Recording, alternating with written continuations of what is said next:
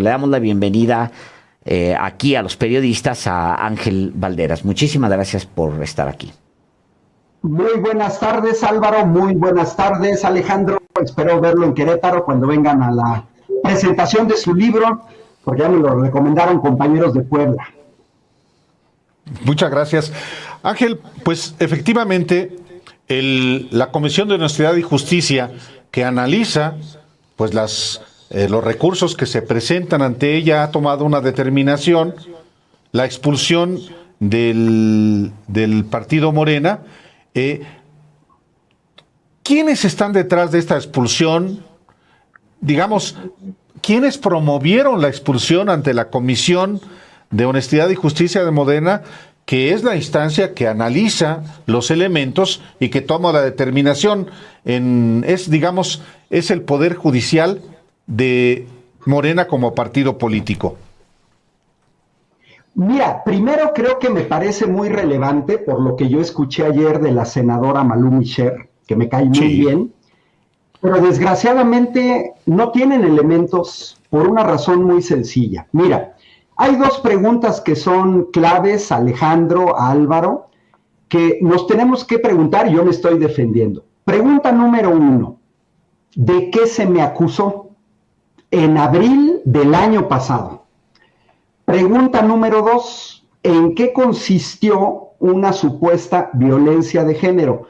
Porque es muy curioso que sin conocer el caso me quieran presentar a mí como si yo hubiera insultado a un grupo de mujeres, como si hubiera sobajado su capacidad, lo que es totalmente falso. Miren, en abril del año pasado yo fui acusado, esta es la acusación, de invisibilización.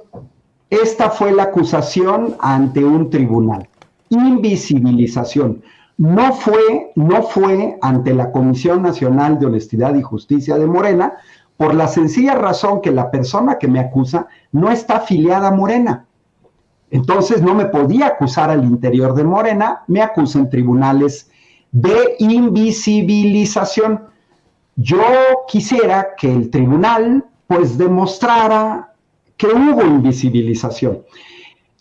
¿A partir de qué se me acusa? De una frase dada en una rueda de prensa en colectivo, donde, ojo, salimos a defender a compañeras mujeres que fueron desplazadas de las candidaturas del proceso electoral 2021, por lo que ni siquiera sabe una cuestión de género, porque salimos a defender a mujeres. No es que salimos a defender a un hombre y que no queríamos que estuviera en su lugar una mujer. No, era una cuestión de que fueron violentados derechos de compañeras mujeres de Morena.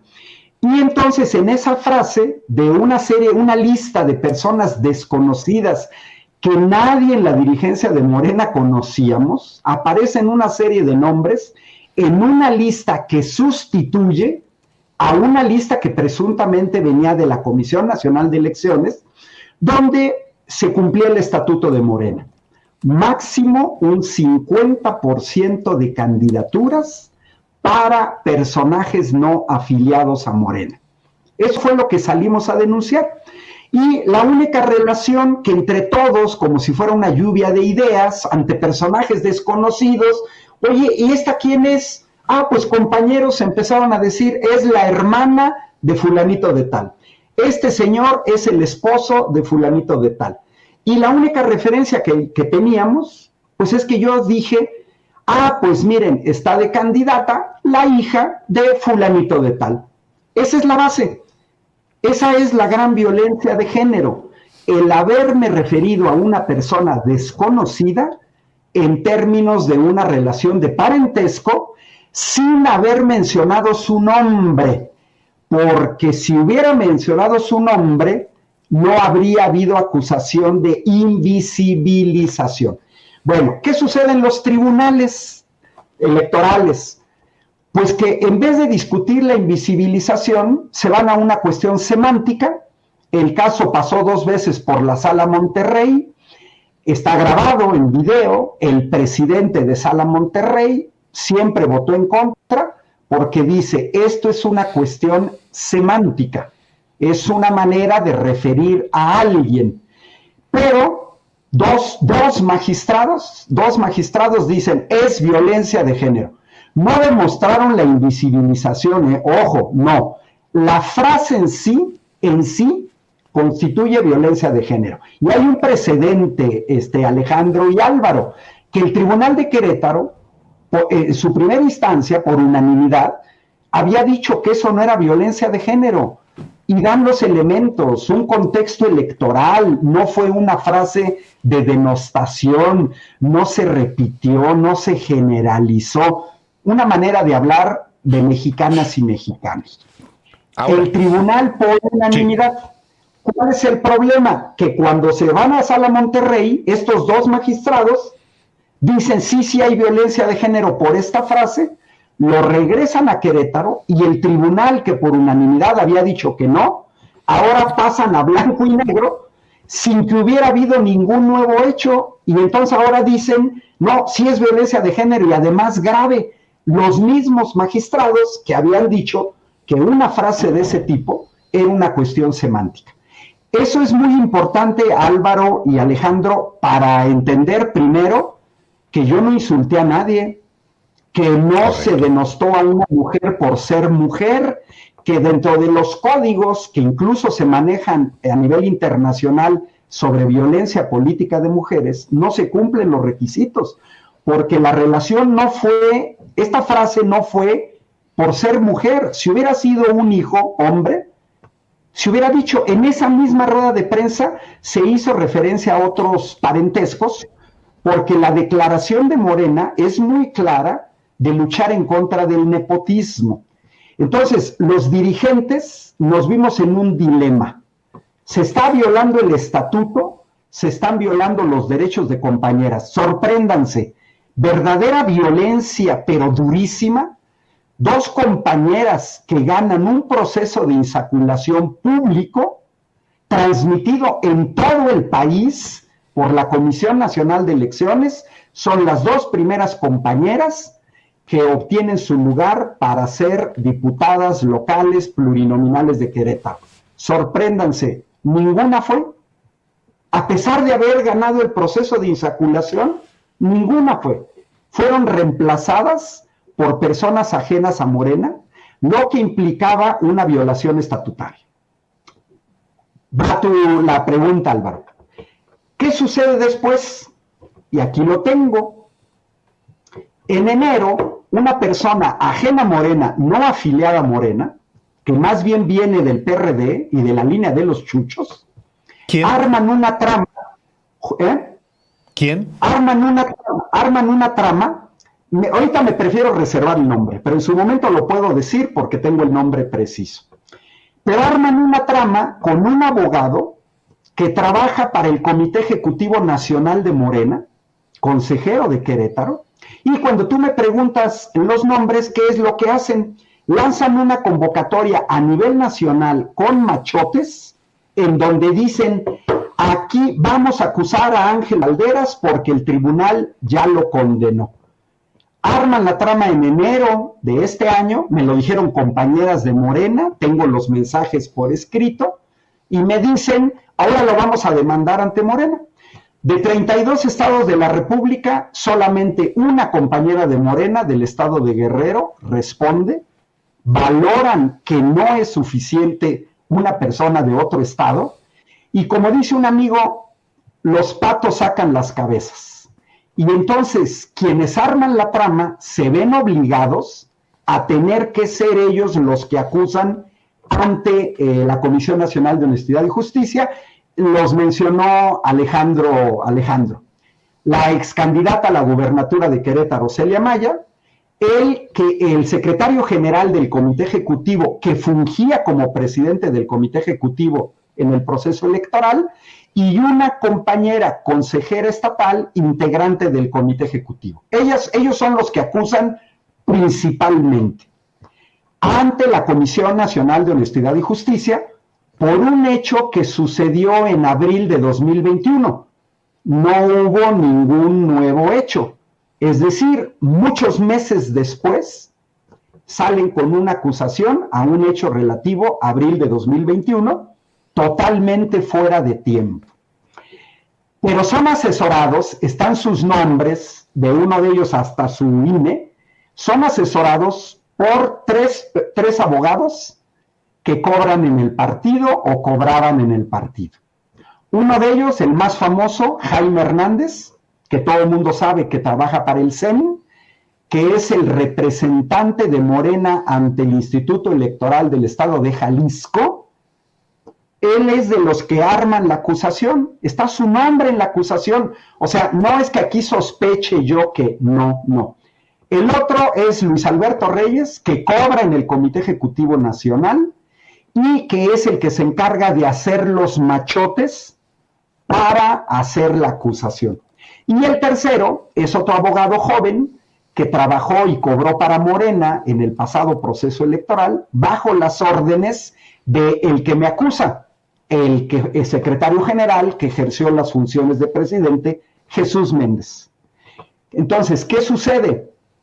Pues hay un grupo de Querétaro que quedaron muy molestos porque yo, como profesor universitario, matemático, ingeniero, señalé que iba a ser un desastre el proceso electoral en Querétaro por una pésima selección de candidaturas, por violación del estatuto, por un exceso de candidaturas externas, por candidatos con una pésima fama pública, y eso no les gustó. Pero miren, yo tengo un deber, un diagnóstico. Si ustedes están mal y tienen COVID, yo no puedo decirles que tienen una gripa. En política pasa lo mismo. Mi responsabilidad como dirigente estatal era decirle a mi dirección nacional que se estaban equivocando, porque nosotros vivimos en Querétaro, porque nos hemos formado en Querétaro, porque conocemos Querétaro. No hicieron caso. Entonces, ¿qué me están cobrando a mí en especial? El haber señalado que se violó el estatuto, que se violentaron los derechos de compañeras. Yo en buen plan le diría a la senadora Malú Micher, ¿por qué no salió a defender a las compañeras de Morena, mujeres, que fueron violentadas en sus derechos muy fuerte, porque son las que se ganaron su lugar en un proceso de insaculación? El estatuto de Morena es muy claro. Los primeros lugares van a personas que ganan un proceso de insaculación que fue público, que fue notorio, que sabemos quiénes son. Esa es la situación. Hay una desproporción tremenda, me parece grave, me parece incluso pues un signo luminoso de los tiempos en Morena, que por una cuestión tan pequeña de haberte referido a una persona desconocida como hija de su papá y no mencionar su nombre, se expulse de Morena a un dirigente de Morena, cuando además la acusación viene desde fuera de Morena. Ese Bien. es el íter.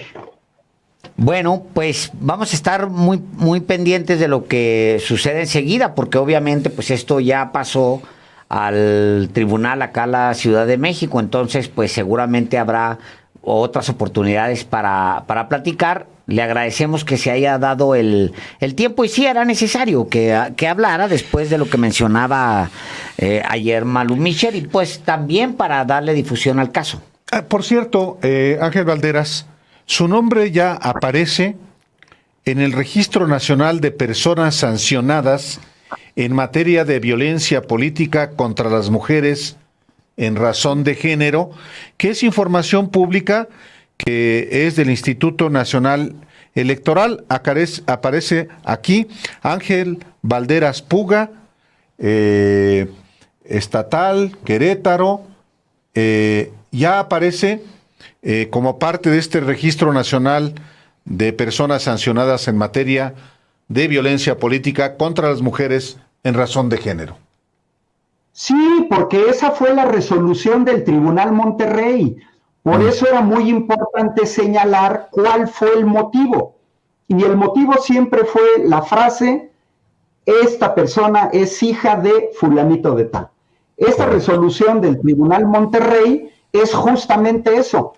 Meter en el registro, tomar un curso, pagar una multa, una disculpa pública, todo eso ya se cumplió, Álvaro. Pero vuelvo al origen del problema. ¿En qué consistió la violencia de género? Correcto. El tribunal simplemente dijo, esta frase constituye ya violencia de género. Si tú entras después al reglamento de la Comisión Nacional de Honestidad y Justicia de Morena, dice, te van a expulsar.